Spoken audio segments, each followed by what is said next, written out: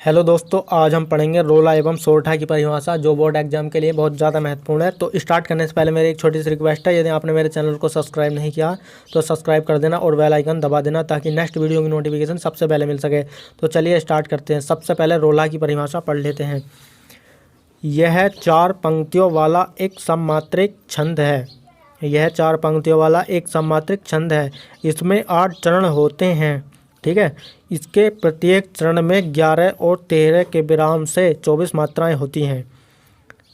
आप इसके उदाहरण में देख सकते हैं। इसमें 4 पंक्तियां हैं, तो इसको लिखना है कि 4 पंक्तियों वाला सममात्रिक एक छंद है। इसमें 8 चरण होते हैं। प्रत्येक पंक्ति में 2 चरण होते हैं। तो इस प्रकार से पूरे उदाहरण में 8 चरण होते हैं। तो इस प्रकार से लिखना है, इसमें 8 चरण होते हैं। इसके प्रत्येक चरण में 11 और 13 के विराम से 24 मात्राएं होती हैं। ये आप देख सकते हैं उदाहरण में।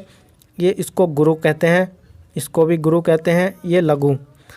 और ये किस प्रकार से लगता है थोड़ा इसको समझ लेते हैं। यदि मात्रा बड़ी ई की है तब आपको गुरु लगाना है, इसको गुरु कहते हैं। यदि मात्रा छोटी ई की है तो लघु लगाना है।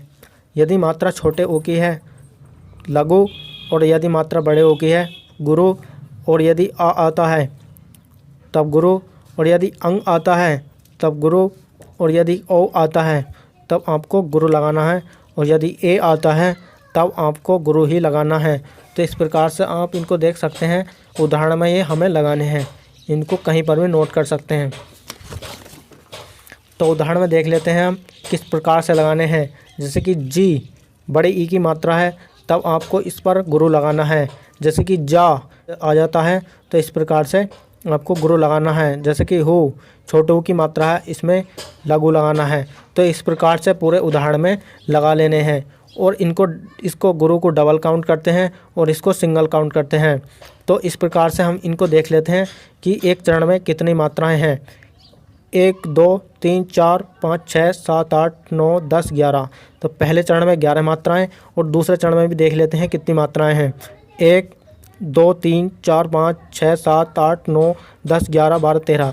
दूसरे चरण में 13 मात्राएं हैं। तो इसी प्रकार से लिखना है, इसके प्रत्येक चरण में 11 और 13 के विराम से 24 मात्राएं होती हैं।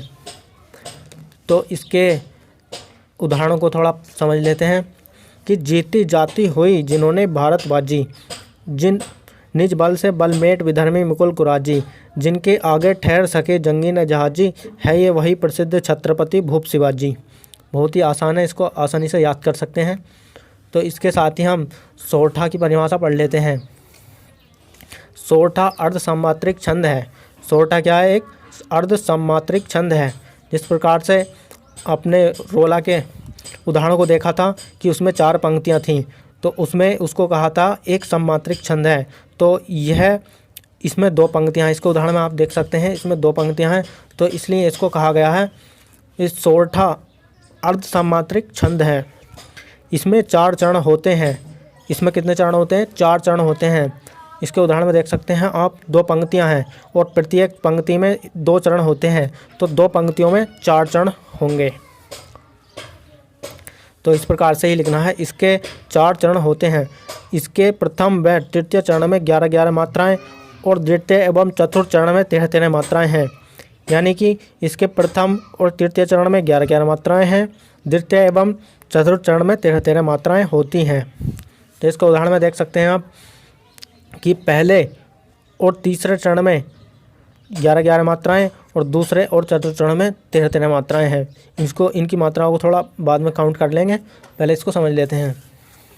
पहले और तीसरे चरण के अंत में गुरु लघु आते हैं। यानी कि आप देख सकते हैं, ये पहला चरण, ये दूसरा चरण, इस प्रकार से ये तीसरा चरण, ये चौथा।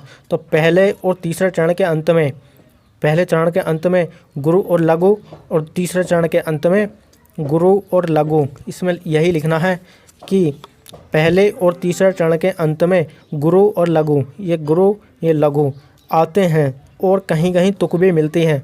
जैसे कि आप रोला के उदाहरण में देख सकते हैं, इसमें पूरे में ही तुक मिलती है और इसमें कहीं कहीं तुक मिलती है। तो इस प्रकार से लिखना है कि इसमें कहीं कहीं तुक भी मिलती है। यह दोहे का उल्टा होता है। तो इसके उदाहरण को देख लेते हैं। जो ही सुमिरत सिद्धि होई गणनाया करिवर बदन, करहु अनुग्रह सोई बुद्धि राशि शुभ गुण सदन। तो इस प्रकार से इसकी मात्राओं को काउंट कर लेते हैं कि पहले और तीसरे चरण के अंत में 11-11 मात्राएं और दूसरे और चतुर्थ चरण के अंत में 13-13 मात्राएं हैं। इनको गिन लेते हैं थोड़ा। 1 2 3 4 5 6 7 8 9 10 11। पहले चरण में 11 मात्राएं और दूसरे चरण में 13 मात्राएं। 1 2 3 4 5 6 7 8 9 10 11 12 13। तो इसी प्रकार से तीसरे चतुर्थ चरण में भी 11 और 13-13 मात्राएं होती हैं। तो दोस्तों रोला और सोटा की परिभाषा कंप्लीट होती है। वीडियो कैसी लगी दोस्तों? यदि वीडियो अच्छी लगी हो तो लाइक कर देना और चैनल को सब्सक्राइब कर देना और बेल आइकन दबा देना ताकि नेक्स्ट वीडियो की नोटिफिकेशन सबसे पहले मिल सके। जय हिंद, वंदे मातरम।